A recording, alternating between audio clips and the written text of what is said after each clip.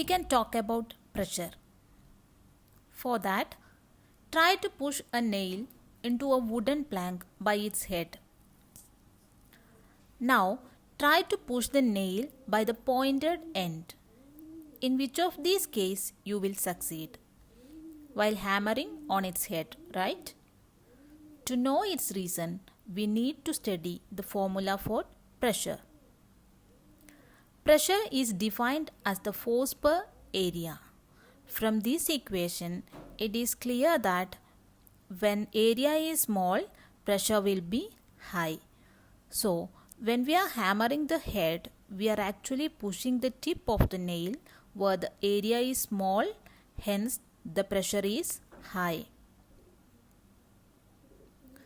The SI unit of pressure is Pascal and is denoted by PA. Now see this example.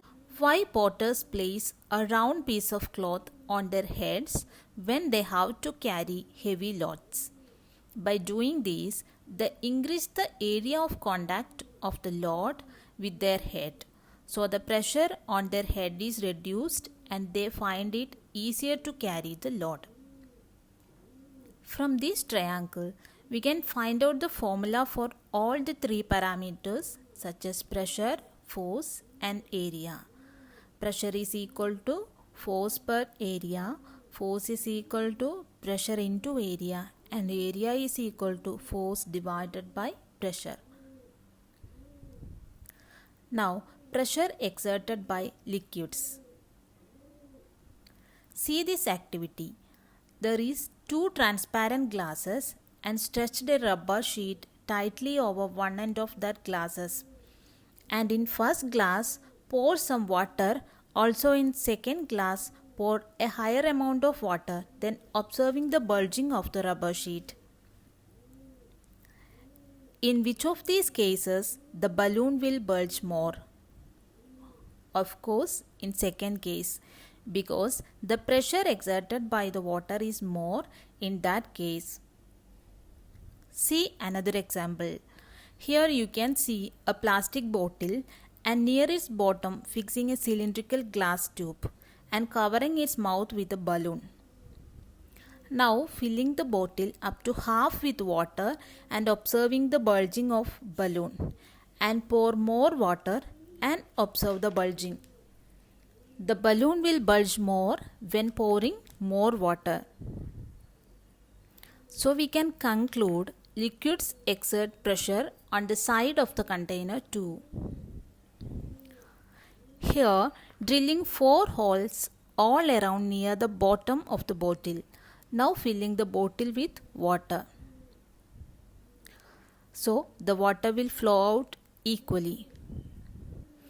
Overall, we can conclude liquids exert pressure on the bottom of the container. Liquids exert pressure on the side of the container and liquids exert equal pressure at same depth. Then what about gases? They also exert pressure? The answer is yes. That is why we are able to bulge a balloon. The air will exert pressure so that the balloon will bulge.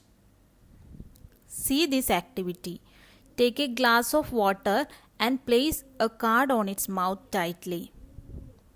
Then quickly turn the glass upside down so that the glass will not fall off and water stays inside the glass because the air is pushing against the card and keep in its place.